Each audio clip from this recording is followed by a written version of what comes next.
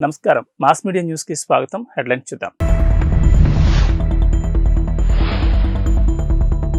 యాదాద్రి ఆలయానికి జాతీయ స్థాయి గుర్తింపు, ప్రసాదానికి భోగ్ సర్టిఫికెట్. సంక్రాంతికి ఊరెళ్తున్నారా? ఈ రూట్లో వెళ్తే పండగ తర్వాతే ఇంటికి.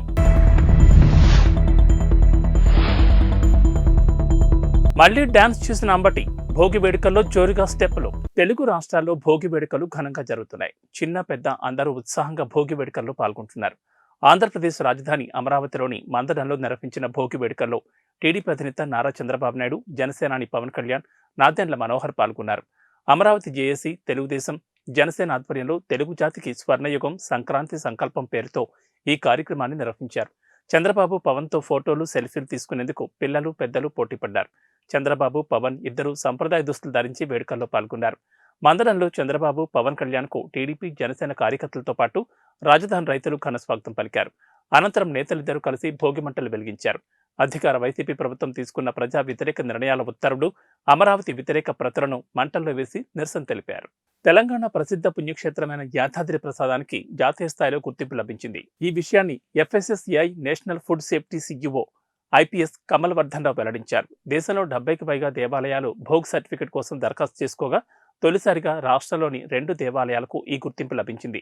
తెలంగాణ ప్రసిద్ధ పుణ్యక్షేత్రమైన యాదాద్రి శ్రీ లక్ష్మీ నరసింహస్వామి దేవస్థానం ప్రసాదానికి జాతీయ స్థాయిలో గుర్తింపు లభించింది. కేంద్ర ఆరోగ్య కుటుంబ సంక్షేమ శాఖ పరిధిలోని ఆహార భద్రతా ప్రమాణాల ప్రాధికార సంస్థ నుంచి భోగ్ జాతీయ స్థాయి గుర్తింపు పత్రం పొందింది. ఎఫ్ఎస్ఎస్ఏఐ చీఫ్ ఎగ్జిక్యూటివ్ ఆఫీసర్ కమలవర్ధన్ రావు శనివారం ఆలయ ప్రసాదాల విభాగం అధికారి రామ్మోహన్ రావుకు భోగ్ సర్టిఫికెట్ను అందజేశారు. ఇప్పటి వరకు దేశంలోని 70కి పైగా దేవాలయాలు ఈ సర్టిఫికెట్ కోసం దరఖాస్తు చేసుకోగా రాష్ట్రంలో తొలిసారిగా 2 దేవాలయాలకు మాత్రమే ఈ గుర్తింపు లభించింది. మధ్యప్రదేశ్లోని ఉజ్జయిని వంటి ప్రముఖ ఆలయాలకు మాత్రమే ఇప్పటి వరకు ఈ గుర్తింపు రాగా తాజాగా తెలంగాణలో యాదాద్రి, వర్గల్, సరస్వతీమాత ఆలయాలకు ఈ గుర్తింపు లభించడం విశేషం. కేంద్రం నుంచి వచ్చిన ప్రత్యేక ఆడిట్ బృందం యాదాద్రి, వర్గల్ దేవాలయాల్లో శుచి, శుభ్రత అంశాలపై పరిశీలన చేసి ఈ గుర్తింపునకు రిఫర్ చేసింది. భోగ్ సర్టిఫికెట్ సాధనకు తెలంగాణ ఫుడ్ సేఫ్టీ విభాగం కృషి చేసిందని ఆలయ అధికారులు తెలిపారు. ప్రోగ్రాం ప్రత్యేక నోడల్ అధికారినిగా అడిషనల్ ఫుడ్ కంట్రోల్ జ్యోతిర్మయి ఆధ్వర్యంలోని బృందం యాదాద్రి, వర్గల్ క్షేత్రాల్లో అనుసరిస్తున్న నాణ్యతా ప్రమాణాల గురించి అవగాహన కల్పించారన్నారు. కేంద్ర బృందం జరిపిన తుది ఆడిట్ అనంతరం రాష్ట్రంలోని 2 దేవస్థానాలకు మొట్టమొదటిసారిగా భోగ్ గుర్తింపు లభించింది. ఈ సర్టిఫికెట్లు అందుకోవడం పట్ల ఆలయ అధికారులు హర్షం వ్యక్తం చేశారు. తెలుగు రాష్ట్రాల్లో సంక్రాంతి సందడి మొదలైంది. ఉద్యోగ, ఉపాధి, విద్య కోసం వేర్వేరు ప్రాంతాల్లో నివసించే వారంతా సొంతూళ్లకు చేరుకోవడంతో గ్రామాలన్నీ కలకల్లాడుతున్నాయి. భోగి సందర్భంగా ఆదివారం ఉదయం ఎక్కడ చూసినా సాంప్రదాయ కార్యక్రమాలు కనిపించాయి. ఎక్కడ చూసినా భోగి మంటల కోలాహలం కనిపించింది. చిన్న పెద్ద అనే తేడా లేకుండా సరదాగా కార్యక్రమాల్లో పాల్గొన్నారు. సత్తెనపల్లి పట్టణంలో వైఎస్ఆర్సీపీ కీలక నేత, మాజీ మంత్రి అంబటి రాంబాబు గత ఏడాది మాదిరిగానే ఉత్సాహంగా కనిపించారు. భోగి సందర్భంగా పట్నంలో ఆదివారం నిర్వహించిన భోగి వేడుకల్లో ఆయన డాన్స్ చేశారు. జోరుగా, హుషారుగా స్టెప్పులు వేసి ఆకర్షించారు. డప్పు చప్పుళ్లకు లయబద్ధంగా డాన్స్ చేసి అందరినీ ఆకట్టుకున్నారు. ఈ కార్యక్రమానికి పెద్ద సంఖ్యలో హాజరైన వారంతా చప్పట్లతో రాంబాబును ఉత్సాహపరిచారు. గత ఏడాది సంక్రాంతి వేడుకల్లో అంబటి రాంబాబు సరదాగా చేసిన డాన్స్ చిన్నపాటి చర్చకు దారితీసిన విషయం తెలిసిందే. అంబటి డాన్స్ను పవన్ కళ్యాణ్ నటించిన బ్రో సినిమాలో పేరడీగా తీసుకోవడం, సోషల్ మీడియాలో ట్రోలింగ్ చేయడం హాట్ చర్చగా దారితీసింది. అయితే గతాన్ని పక్కన పెట్టి ఈ ఏడాది కూడా జోరుగా డాన్స్ చేయడంపై అంబటి ఆసక్తికర వ్యాఖ్యలు చేశారు. సంక్రాంతికి తాను సంబరాలు రాంబాబులేనని ఆయన అన్నారు. లేనిపోని రాద్ధాంతాలను తాను పట్టించుకోబోనని ఓ మీడియా సంస్థతో మాట్లాడుతూ అన్నారు. సినిమాల్లో కూడా చూపిస్తున్నారు కదా అని ప్రశ్నించగా సినిమాల్లో పెట్టుకునే స్థాయిలో నన్ను లేపుతుంటే నేనెందుకు కాదంటాను, నాకేం సమస్య లేదు, ఇంకో 2-3 పాటలకు డాన్స్ చేస్తానని వ్యాఖ్యానించారు. ఇదిలా ఉంచితే ఈ ఏడాది భోగి మంటల వేడుకల సాక్షిగా ప్రభుత్వ వ్యతిరేక నిరసనలను చేపట్టాలని విపక్ష టీడీపీ, జనసేన పార్టీలు తమ శ్రేణులకు పిలుపునిచ్చిన విషయం తెలిసిందే.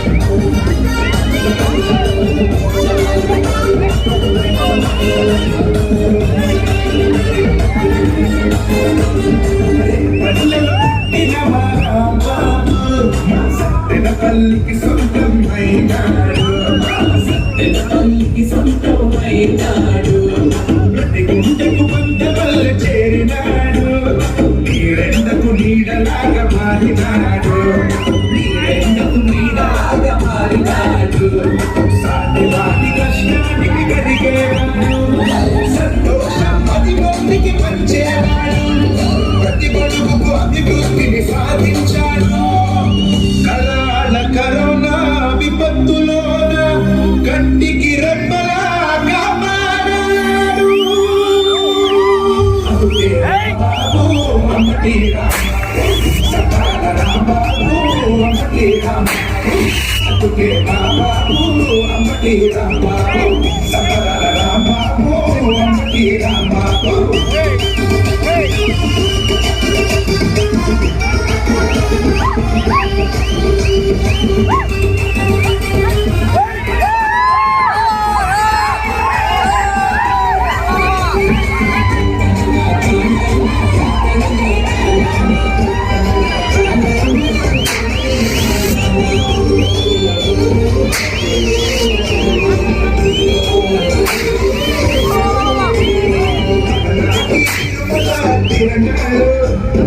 చేస్తుంటే చాలా పట్ల రెండు పళ్ళు,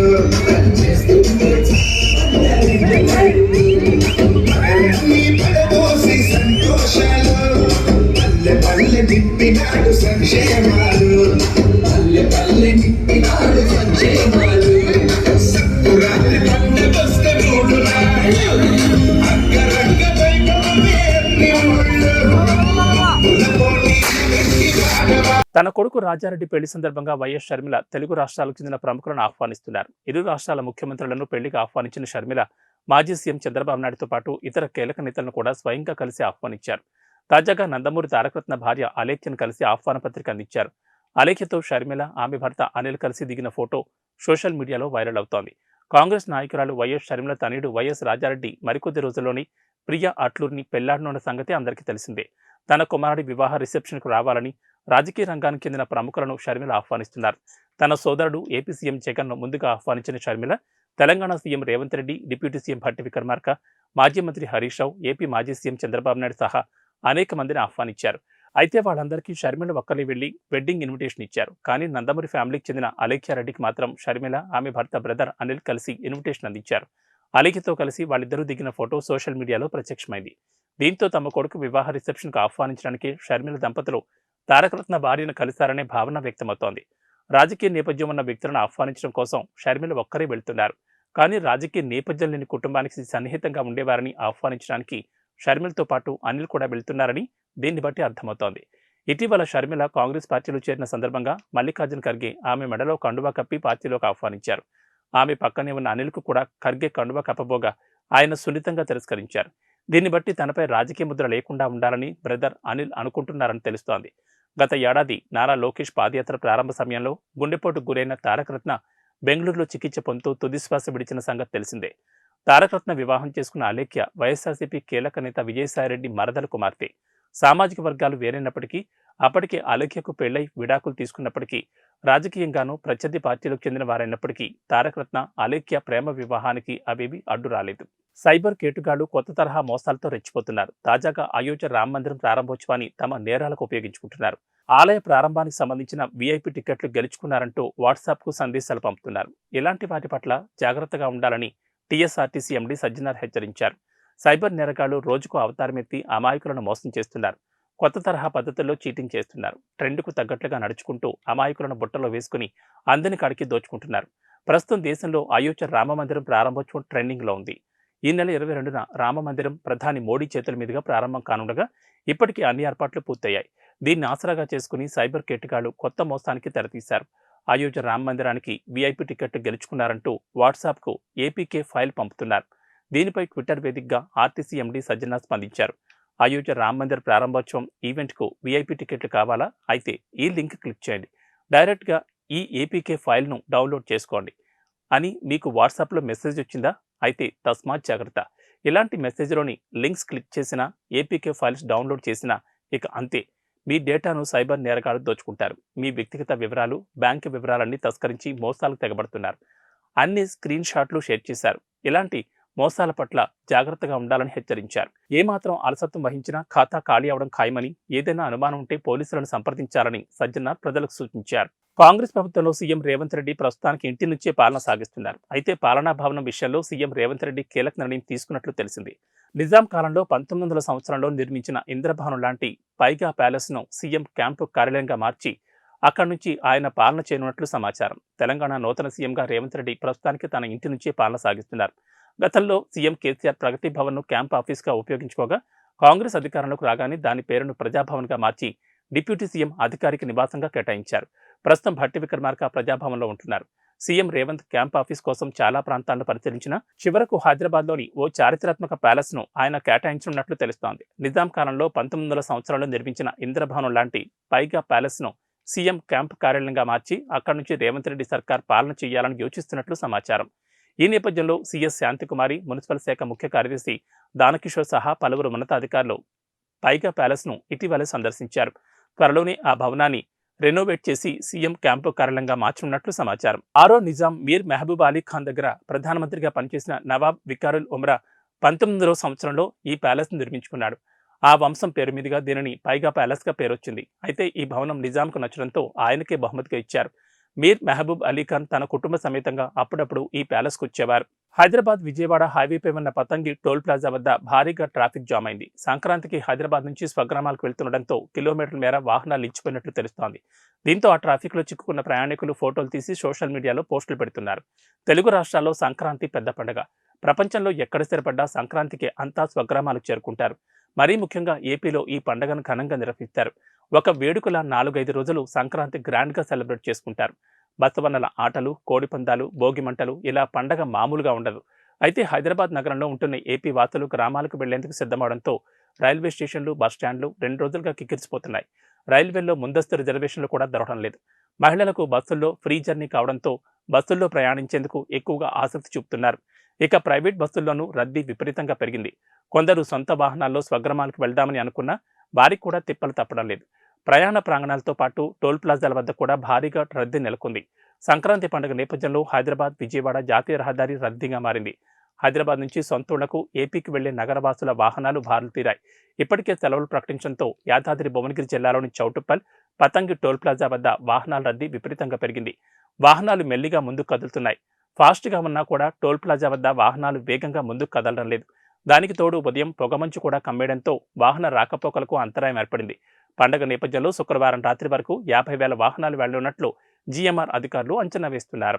అయోధ్య రామమందిర ప్రాణప్రతిష్ఠకు ముహూర్తం సమీపిస్తున్న వేళ సరికొత్త విషయాలు వెలుగులోకి వచ్చాయి. సరిగ్గా 32 ఏళ్ల క్రితం ఇదే రోజున దేశ ప్రధాని అయోధ్య రామమందిరానికి చేరుకున్నారు. కన్యాకుమారి నుంచి కాశ్మీర్ వరకు చేపట్టిన ఏకతా యాత్రలో ఆయన ఉన్నట్లు ఫోటోలను సామాజిక మాధ్యమాల్లో పోస్ట్ చేశారు. అలనాటి మధుర జ్ఞాపకాలను నెబరవేసుకున్నారు. రామమందిరం గురించిన సందేశాన్ని దేశం మొత్తం వ్యాప్తి చేయడానికి ఆయన ఈ యాత్రలో ఉన్నారు. అయోధ్య రామమందిర ప్రాణప్రతిష్ఠకు ముహూర్తం సమీపిస్తున్న వేళ సరికొత్త విషయాలు వెలుగులోకి వచ్చాయి. సరిగ్గా 32 ఏళ్ల క్రితం ఇదే రోజున దేశ ప్రధాని అయోధ్య రామమందిరానికి చేరుకున్నారు. కన్యాకుమారి నుండి కాశ్మీర్ వరకు చేపట్టిన ఏకతా యాత్రలో ఆయన ఉన్నట్లు ఫోటోలను సామాజిక మాధ్యమాల్లో పోస్ట్ చేశారు. అలనాటి మధుర జ్ఞాపకాలను నెమరవేసుకున్నారు. రామమందిరం గురించిన సందేశాన్ని దేశం మొత్తం వ్యాప్తి చేయడానికి ఆయన ఈ యాత్రలో ఉన్నారు. అప్పట్లో జై శ్రీరామ్ నినాదాల మధ్య నరేంద్ర మోడీ ఒక ప్రతిజ్ఞ చేశారు. అయోధ్యలో రామమందిరం కట్టినప్పుడే తిరిగి వస్తానన్నారు. వాటికి సంబంధించిన ఫోటోలు ఇప్పుడు వైరల్గా మారాయి. కాశ్మీర్ను భారత్లో విలీనం చేయడం ద్వారా బీజేపీ దేశాన్ని ఏకం చేయడానికి తపస్సు చేసినట్లు ఈ సోషల్ మీడియా పోస్టులో పేర్కొన్నారు. నరేంద్ర మోడీ ప్రభుత్వంలో ఎట్టకేలకు శతాబ్దాల కలగా మిగిలిన భగవాన్ శ్రీరాముని ఆలయం ప్రతిష్ఠించబడిందని రాసుకొచ్చారు. అయోధ్యలో ఆ శ్రీరామచంద్రుడికి ఆలయం మాత్రమే కాదు, యావత్ అయోధ్య నగరమే పునర్నిర్మాణం జరుపుకుంటోంది. సర్వాంగ సుందరంగా తయారవుతోంది.